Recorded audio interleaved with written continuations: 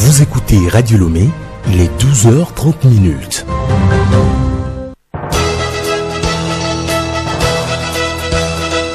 Le journal Léontine Atogima.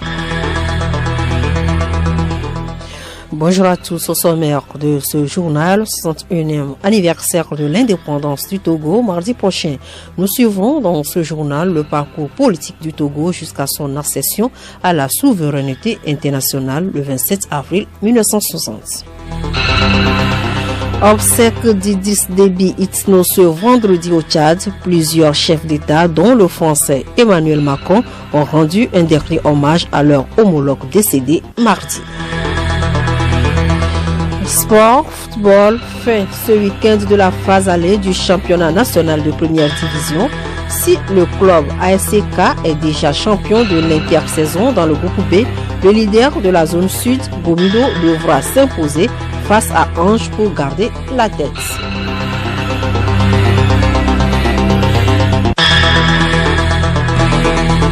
radiolomé.tg.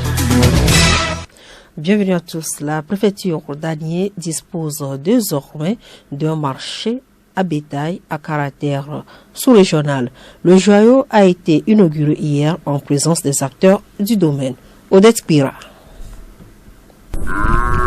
Construit sur une superficie de 800 mètres carrés, la structure du marché à bétail d'Anié comprend un bloc administratif, un hangar de négociation, un quai d'embarquement, des toilettes, 6 boxes pour les bétails vendus et un château d'eau. Cette infrastructure mise en place va attirer certainement d'autres pays pour plus de rentabilité. Atara Tafaba, maire d'Anié 1, président de l'AIDAP. Nous avons dans nos interventions sollicité auprès des partenaires la création d'une chaîne de valeur. Un marché appelle un abattoir moderne équipé d'une chambre froide, des camions frigorifiques pour que les bouchers également trouvent leur compte dans les activités agro-pastorales. Pour la bonne marche du joyau, un comité de gestion a été mis en place. Alidou Alassane, président de la Fédération nationale des professionnels du bétail et viande du Togo, FENAF-PITO. Un marché régional, ça va faire vraiment remonter les recettes, ça c'est très important. On a un comité de gestion qui regroupe la mairie et les acteurs, qui est là pour gérer, pour prendre toutes les bonnes décisions. On a une association de base ici, donc c'est eux qui seront là en collaboration avec la mairie pour gérer le marché. La mobilité du bétail fait aussi partie des priorités du gouvernement, comme la Batawi, directeur de l'élevage, secrétaire exécutif du CNT. Cette inauguration amène encore les autorités à se réjouir de la gestion et apaiser de la mobilité des animaux et aussi de la gestion des épizooties, puisque au niveau des marchés à bétail, on arrive à canaliser les animaux pour tous les traitements vétérinaires avant que les animaux ne partent vers d'autres horizons. C'est le lieu aussi des transactions économiques, c'est le lieu aussi de la maîtrise du flux commercial. Donc le marché à bétail a son importance et le gouvernement saisit cette opportunité pour saluer les donateurs. Ce marché s'anime tous les jours. Odette Pira, retour à Lomé, une vingtaine d'élèves démunis de l'école primaire catholique Sainte-Croix de Zanguera ont bénéficié ce matin d'une subvention de scolarité, une initiative de l'Association pour le développement des actions sociales et humaines. Pacom Johnson. D'un coût total de 600 000 francs CFA, cette action permet à ces élèves de pouvoir suivre en toute quiétude les cours. Benyon Kokouvi, Amouingan, chargé de l'administration de l'association pour le développement des actions sociales et humaines. D'habitude, au début de chaque année scolaire, nous choisissons des établissements scolaires pour aider les enfants démunis. Donc, l'année scolaire 2020-2021, le choix a porté sur l'école catholique de Zanguera, dont on était venu partager des dons de kits scolaire à ces enfants. C'est à l'occasion de cette journée que le directeur nous a présenté certains enfants démunis à aider. On a dit bon, nous allons mûrir les idées. Nous avons choisi cette journée de 23 avril pour régler leurs problèmes. Amédome Komlavi Dibori, le directeur de l'école primaire catholique Sainte-Croix de Zanguera, se dit satisfait de l'action humanitaire de l'association. Et un sentiment de joie pour moi. Ce matin, depuis la rentrée, ils étaient venus pour nous donner des cahiers et des fournitures. Ce matin, ils ont encore pensé à nous pour donner aux nécessiteux le collage. Certains parents ne peuvent pas payer le collage de leurs enfants. Donc ils ont pensé à nous. Nous les remercions beaucoup. Dans l'optique de l'action contre la Covid-19, la DASH a distribué des masques aux élèves de l'établissement. Je le disais tout à l'heure dans les titres, le Togo commémore mardi prochain le 101e anniversaire de son accession à la souveraineté internationale. Pour parvenir à cette indépendance le 27 avril 1960, le chemin a été long, marqué par l'élection de Sylvanus Olympio contre son adversaire Nicolas Grunitzky. C'était lors des premières élections législatives au Togo en avril 1958. Olympio, devenu alors Premier ministre, proclama l'indépendance le 27 avril 1960. Retour sur ce parcours avec Théophile Dandako. Les élections législatives du 27 avril 1958 ont été les toutes premières organisées au Togo. C'était un scrutin au suffrage universel direct placé sous le contrôle de l'ONU. Le vote opposait Sylvanus Olympio du Comité pour l'unité togolaise, CUIT, à Nicolas Grunitzky du Parti togolais du progrès, PTP. Olympio arriva largement en tête des votes avec 46 sièges contre 24 pour Grunitzky. Élu donc Premier ministre, Sylvanus Olympio entama des démarches pour l'indépendance du Togo. Il entreprit d'abord un voyage au siège de l'ONU à New York aux États-Unis. Je suis de passage à Paris. Je me rends à New York pour assister aux débats qui vont se dérouler sur l'avenir du Togo. Comme vous le savez peut-être, il y a eu des négociations septembre dernier et à la suite de ces négociations, il y a eu un communiqué. Une date de l'indépendance du Togo a été arrêtée. Je vais à New York pour assister au débat qui certainement sera un débat sur l'avenir du Togo. Ça veut dire la France certainement posera la question de l'abrogation de l'accord de tutelle. Et nous aimerions que l'abrogation des tutelles coïncide avec la déclaration de l'indépendance du Togo. Je vais à New York pour assister à ces débats. Les débats commencent le 3 novembre. Les premières heures de la gestion du pouvoir n'ont pas été aisées pour le Premier ministre. La mise en place d'un régime autocratique a été mal appréciée par les adversaires, car ce système excluait les dirigeants politiques de la partie nord du pays. C'est dans ce contexte tendu que Sylvanus Olympio proclama l'indépendance du 27 avril 1960. Sentinelle, que dis-tu de la nuit? La nuit est longue, mais le jour vient. Excellences, mesdames, messieurs, le grand jour tant souhaité est enfin arrivé. Notre pays, le cher Togo, qui depuis 1884 a été successivement protectorat allemand, condominium franco-britannique, territoire sous tutelle de la France, retrouve en ce jour du 27 avril 1960 sa liberté d'antan.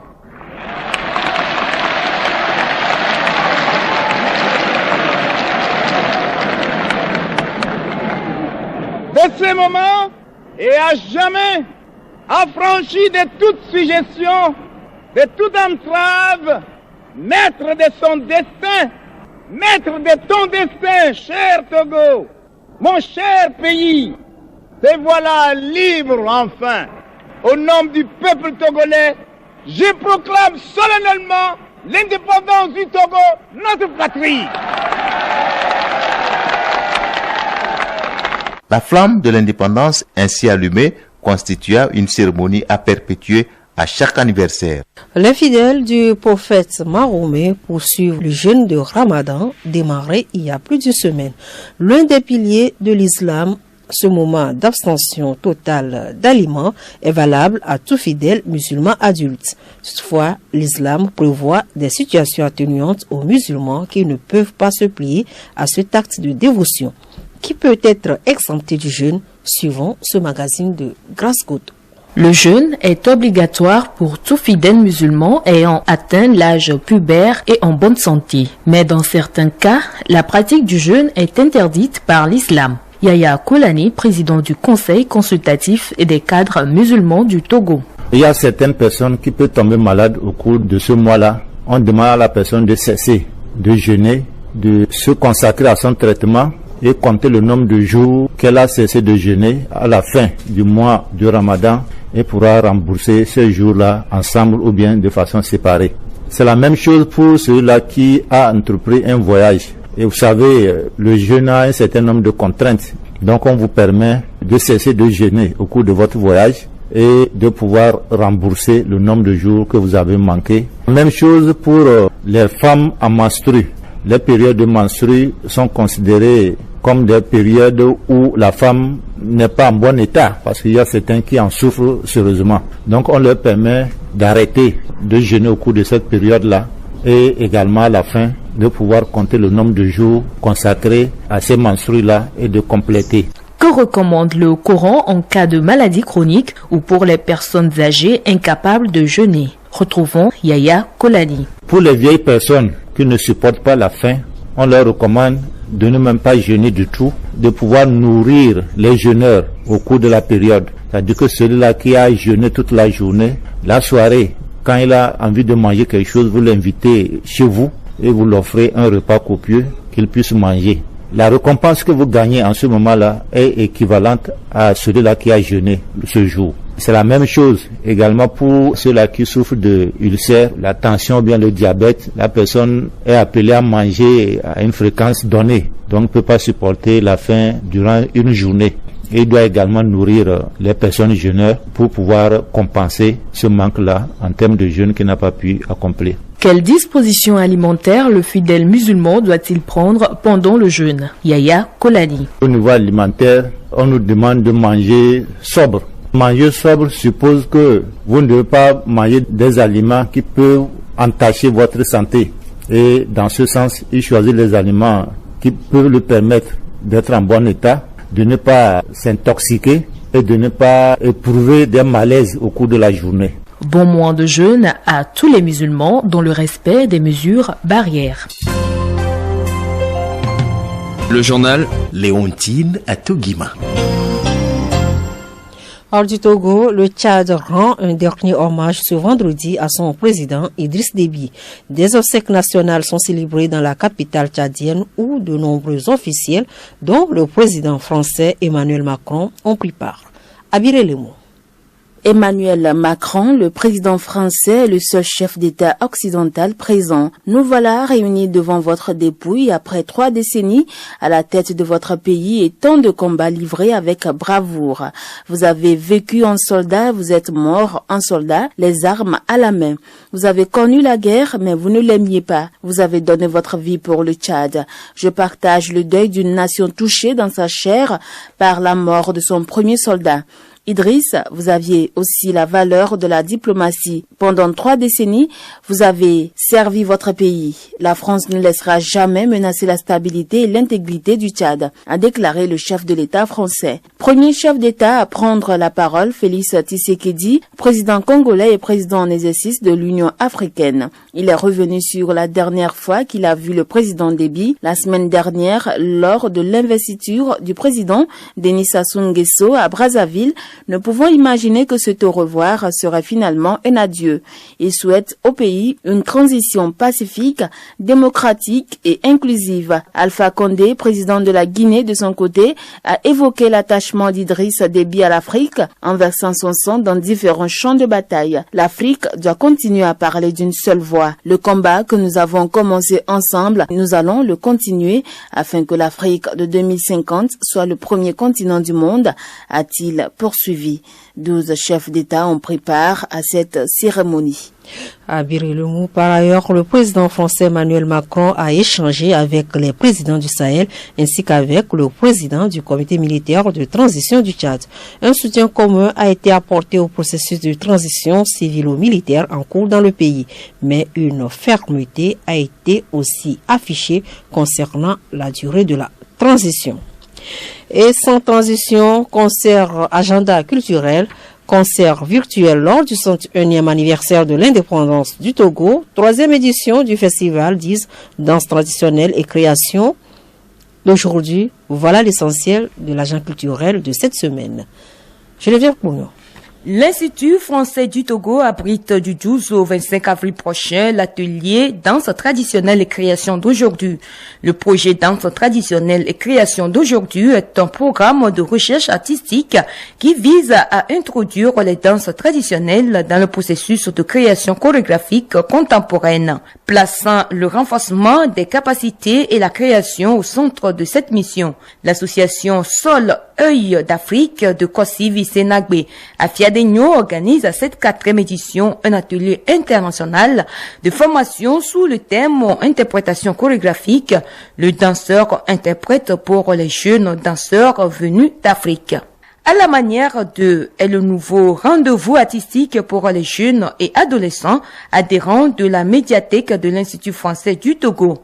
Chaque mois, un atelier original accompagné d'un artiste pour créer toi-même une véritable œuvre d'art à la manière. Le mois d'avril marque également la célébration de l'indépendance du Togo. À cette occasion, l'Institut français du Togo vous amène à la découverte de ce grand pays de culture à travers une soirée de projection exceptionnelle autour d'un film fiction le 28 avril prochain. Au lendemain de l'indépendance du Togo, revivez la carrière d'un des plus grands cinéastes togolais de l'histoire, Abalo Blaise Kilizou, décédé en 2013 à travers une projection de son film Kawilasi, premier long métrage togolais qui sera par la suite primé au FESPACO 1995. Autre sujet, l'association Les Coris organise du 29 avril au 1er mai prochain la 3e édition du festival d'Issé, une rencontre entre les danses urbaines et traditionnelles. Et puis,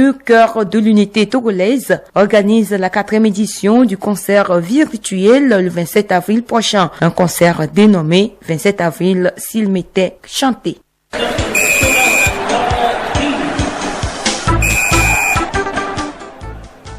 Nous parlons sport à présent du football. Gomido Ange, c'est le match phare de la 7e et dernière journée de la phase allée du championnat national D1 ce week-end.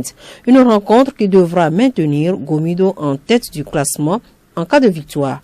Par contre, la SCK, déjà leader de l'intersaison, joue contre Semassi. Salim Lemou. Dans la zone nord, la 7e journée du championnat national de première division se joue ce week-end. Samedi à Kara, Sarah Sport de Bafilo, 6e avec 4 points, croise les crampons avec AS Bina, 5e, 5 points. Dimanche à Kara toujours, Koroki Metete, dernier avec 4 points, se mesure à Unisport de Sokodé, 2e avec 13 points. À Sakodé, Ifodja d'Atakpame, 7e 4 points, affronte Asko de Kara, 3e au classement avec 12 points. Puis, en clôture de cette 7e journée, dans la zone B, leader et meilleure attaque ASK, 16 points, joue Semassi de Sokodé, 4e, 9 points. Dans la poule A au sud, le leader Gomido, 13 points, après sa défaite de la journée précédente, accueille au stade d'Akoé les Anges de Notier, 7e avec 5 points.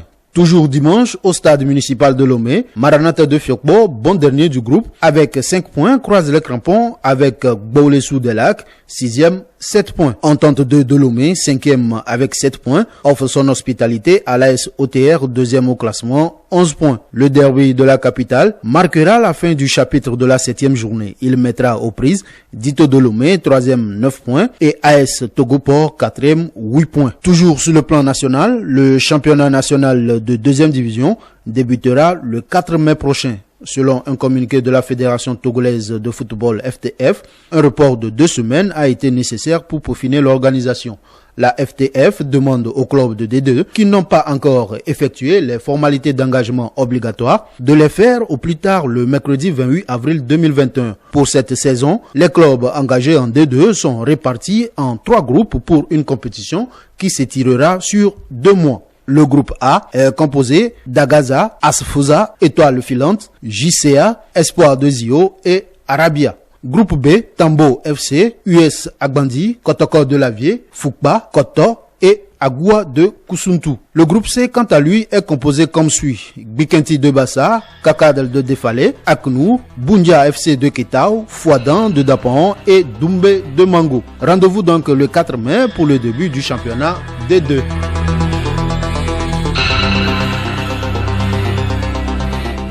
Au point final à cette édition, Vous avez suivi dans ce journal le parcours politique du Togo jusqu'à son accession à la souveraineté internationale le 27 avril 1960, un magazine qui entre dans le cadre du 101e anniversaire de l'indépendance du Togo. Obsèque d'Idriss Déby Itno ce vendredi au Tchad, plusieurs chefs d'État, dont le français Emmanuel Macron, ont rendu un dernier hommage à leur homologue décédé mardi. Et puis en sport football, fin ce week-end de la phase allée du championnat national de première division. Si le club ASK est déjà champion de l'intersaison dans le groupe B, le leader de la zone sud, Gomido, devra s'imposer face à Ange pour garder la tête.